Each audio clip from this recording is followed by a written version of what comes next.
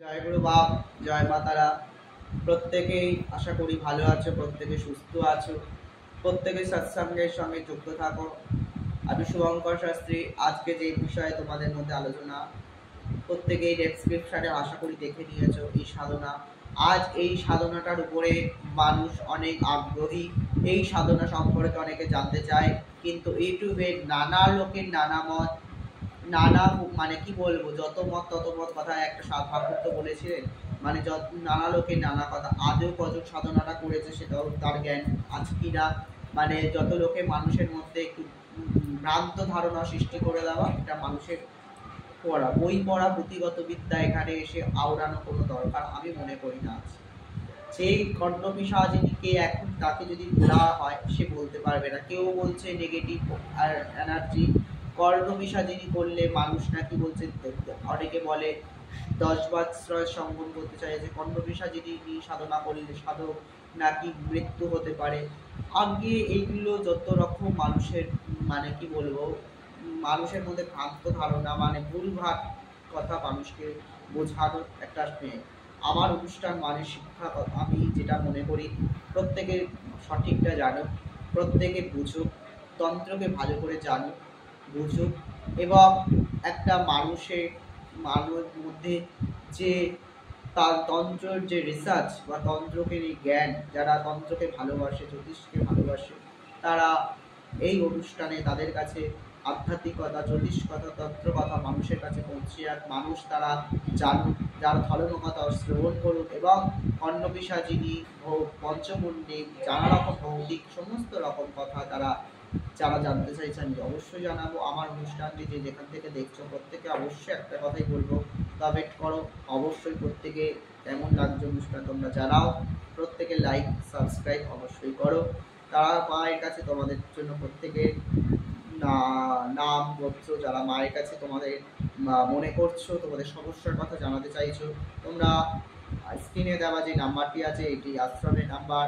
আশ্রমের লোকের সঙ্গে যোগাযোগ হয়ে তোমরা নাম গোত্র সহ মায়ের কাছে পুজো দিতে চাইলে তোমরা তোমাদের নামে মায়ের কাছে পুজো পাঠাতে পারো। এবং যারা মনে করছো মায়ের এই দিব্য দরবারে আসতে চাইছো, তারা মায়ের এই দিব্য দরবারে অবশ্যই আসো। আর মাকে দর্শন করতে গেলে, মায়ের কাছে আসতে গেলে, মায়ের সবাই সন্তান, মা তো আমার একার নয়, মা তোমাদেরও মা, আমারও মা, আর সারা জগতের মা।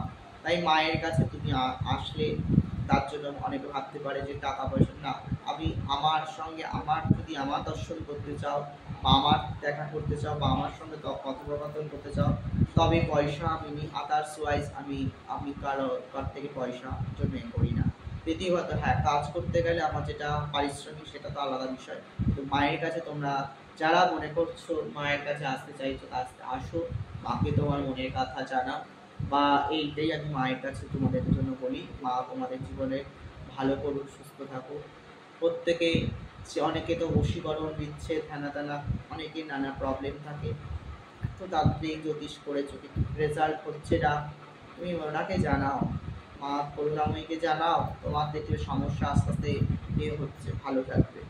চামেলি দিলে প্রদীপ জ্বালো, শিবালয়ে প্রদীপ প্রত্যহ শিব, তোমার যে সমস্যায় মধ্যে ভুগছ হচ্ছে না, বহু জায়গায় শিবালয়ে অর্থাৎ যেখানে শিব মন্দির বা শিব খান যেখানে রয়েছে সেখানে কর্পূর জ্বালো, সোমবার শুক্রবার করে শ্রদ্ধার পর শিবজিকে গোলাপ ফুল দাও, তোমার থেকে রিহ্যাবিলিটেশনের প্রবলেম অনেক সলভ হচ্ছে। এই যাই হোক, আমার অনুষ্ঠান মানে সেখানে ভক্তা যদি সমস্ত কিছু থাকবে। কর্ণপিশাচিনী নিয়ে যেটা বলবো, যে কর্ণপিশাচিনী জাতি কোনো সাধক সাধিকা বা যে কোনো, এটাকে সবাই করতে পারে, আগে এটাকে জানো। কর্ণপিশাচিনী এবং একটা হচ্ছে দেবী মা কালিকারী একটি দাহা বিদ্যা, এবং এটি স্ত্রীলিঙ্গ ভেদে কর্ণপিশাচিনী বা এই কর্ণপিশাচও আছে। কর্ণপিশাচিনী দেখতে কেমন, দেবীর চেহারাটা আগে আমাদের জানতে হবে। দেবীর ঘোর কৃষ্ণ গড়া, দেবী বস্ত্র হচ্ছে কৃষ্ণ বস্ত্র পরিহিতা, দেবী একটু পেটটা তার উদর, মুখমণ্ডলটা মানে বিকট আকৃতি, এবং দেবীর আমরা কোথাও পাই আবার ধ্যানে দেবী উলঙ্গিনী নগ্না, দেবীর মানে বস্ত্র নেই বললে তবে কৃষ্ণ বস্ত্র পরিহিতা। কর্ণপিশাচিনী আবার খুব নিয়মার্গে একটি সাধনা, এবং আমরা মাতঙ্গী দেবীর আরেকটা নাম পাই এই উচ্ছিষ্ট চাণ্ডালিনী, এও কিন্তু আমাদের নির্মমার্গের সাধনা। আমরা যে প্রেত সাধনা করে থাকি এটিও একটি নির্মমার্গের সাধনা। কর্ণপিশাচিনী শুধু অনেকে বলে ভোগ করতে যা, এটা না। যারা আমরা যদি জিনকে দেখি, জিন সাধনা, প্রেত সাধনা, যে কোনো সাধনার ক্ষেত্রেই ভোগ কথাটা উল্লেখ আছে।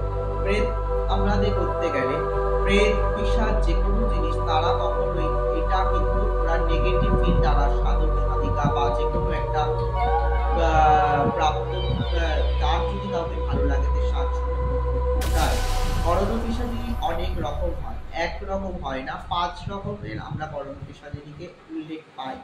এবং কর্ণপিশাচিনী শাস্ত্রে একটি মন্ত্র নেই, এর অনেক মন্ত্র এবং এর পূজা পদ্ধতি আছে।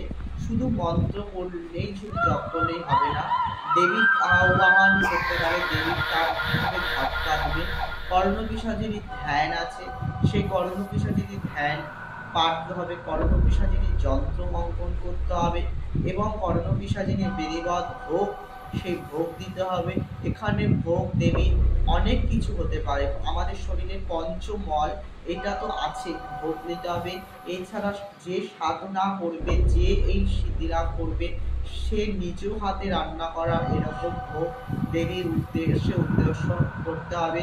দেবীকে রক্ত মাখা ভাত, অর্থাৎ নিজের রক্ত না, পাঁঠার রক্ত দিয়ে, কচি পাঁঠার রক্ত দিয়ে ভাত মাখা ভাত, সেটা দেবীকে রান্না করে দেবীকে অর্পণ করতে হবে। দেবীর সাধনা করতে গেলে, দেবীর যে এই কর্ণপিশাচিনীর সাধনা করতে গেলে, ইনিও একটি কিন্তু দেবী। এই সাধনা করতে গেলে সাধক আগে সংকল্প করতে হবে কতদিনের জন্য সে সংকল্প করছে, বিভিন্ন এই সংকল্প করার পর। এবং কর্ণপিশাচিনীর সাধনা করতে গেলে এখানে একটা আসনের উল্লেখ আছে নির্দিষ্ট, সেটা বাজারে কোনো কম্বল বা কোনো আসন না, একটি পুষ্কুর ছালের আসনের উল্লেখ আছে। আমি এত কিছু ডিটেলস বলবো না, যেহেতু যারা শিখতে চাইছো, যারা জানতে চাইছো, অবশ্যই আশ্রমে আসবে। তোমার যাদের ইচ্ছে আছে বা যারা মনে করবো ইচ্ছে থাকলেই হবে না, যারা করতে পারবে তাদেরকে আমি, যারা আমার কাছে ক্লাস করে, যাদেরকে আমি মনে করি সাধনা তাদের দেওয়ার প্রযোজ্য বা আজকালকার দিনেও যারা করতে চাইছো তাদের আমি নিশ্চয়ই গাইড করে দেবো। পশুর একটি ছাড়ের আসরের উল্লেখ থাকতে হবে এবং এইভাবে বিভিন্ন রকমের ক্যান্ডেল জ্বালাতে হবে, একটি প্রদীপ জ্বালাতে হবে এবং মানুষের মাথার যে ঘিলু, অর্থাৎ স্কাল্পের যে ঘিলু, এই নরতৈলনী একটি দেবীর উদ্দেশ্যে একটা প্রদীপ জ্বালাতে হবে। সাধনা, এই প্রদীপ তোমার কিন্তু নিম্নে হবে না, যতদিন সাধনা চলবে এইভাবে কিন্তু এই প্রদীপ জ্বালিয়ে সাধক চলবে। দেবীর নিশিরা কালে, অর্থাৎ নিশি রাত থেকে এই সাধনা শুরু হবে এবং দুপুরের টাইমে দেবীর একবার সাধনা হবে, আবার কিন্তু সন্ধ্যার পরে 3 টাইমে 3টে মন্ত্র কিন্তু জপ করতে হবে। নির্দিষ্ট কালো হকিকের মালায় জপ করা যেতে পারে এবং করটির মালায় জপ করা যেতে পারে, এইভাবে বিভিন্ন রকম আছে। আবার কিন্তু কিছু থাকে সেই একটা গাছ, যেটা হচ্ছে আমাদের সেই গাছের সেই খণ্ড খণ্ড করে কেটে সেই গাছের দিয়েও কিন্তু আমরা মালা জপ করতে পারি। মন্ত্র পাবার পর সাধককে আমরা এই মন্ত্রতে জপ পাঠ পেতে হবে, ভোগ লাগাতে হবে, নিশাকালে সাধনা করতে হয়। এইবার সাধনা চলাকালীন সাধক যদি কোন রকম সিদ্ধি লাভ হবে, দেবী দর্শকে আগে দেবী তার সামনে কোনো রকম ভগিনী বা মাতৃস্নেহে এভাবে আগমন হয় না, দেবী তার সঙ্গে সঙ্গম করতে চায়, এই কথাটা সঠিক অবশ্যই। কেন?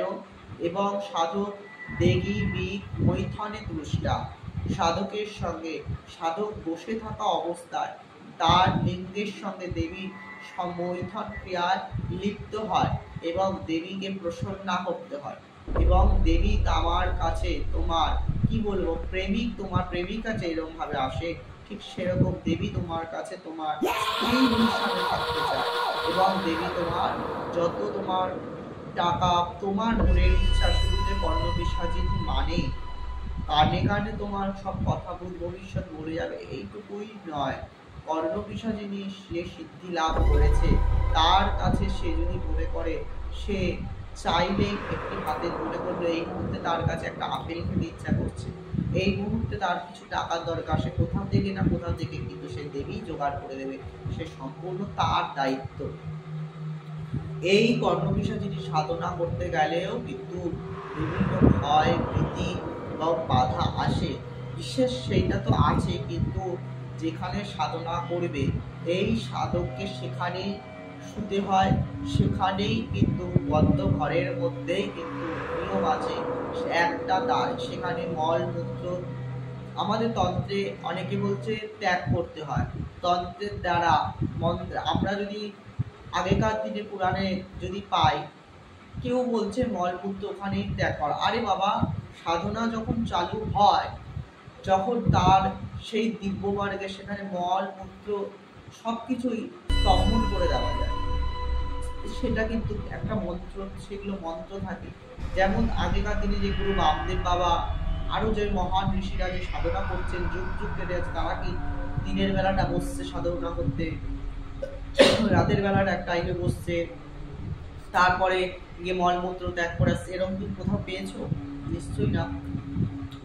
সাধক একটানাই সাধনা করতে পারে, যদি সে তাহলে সে তাড়াতাড়ি সিদ্ধি লাভ করতে পারে, আর যদি সে অক্ষম হয় সেটা, তাহলে নিশাকালে সে এবার সাধনা জপ করতে পারে।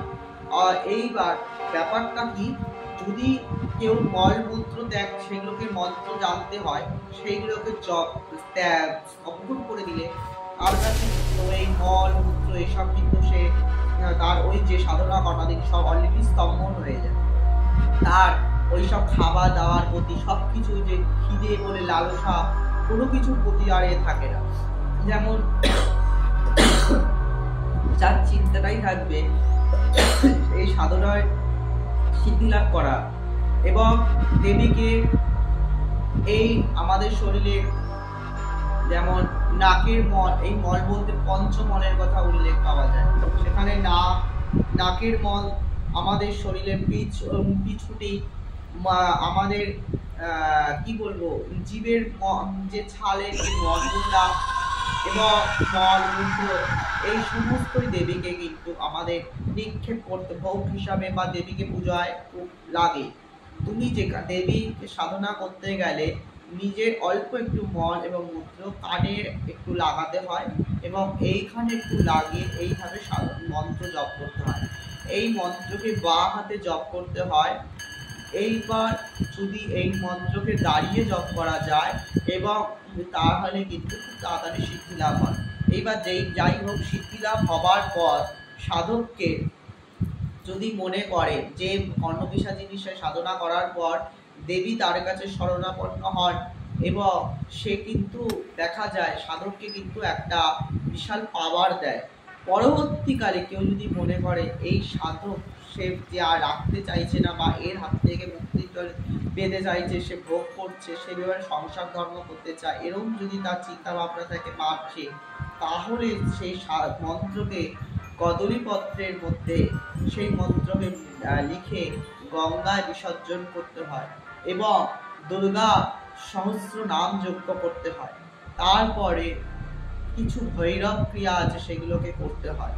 এছাড়া ওই মন্ত্রকে আর একটা পথ আছে, যদি কোনো নির্দিষ্ট বীরত্ব পুরুষকে এই মন্ত্র যদি দান করে যে কোনো শিষ্যকে যদি এই মন্ত্র দিয়ে যায়, তাহলে তার এই কর্ণপিশাচিনীর হাত থেকে সে মুক্তি পেতে পারে।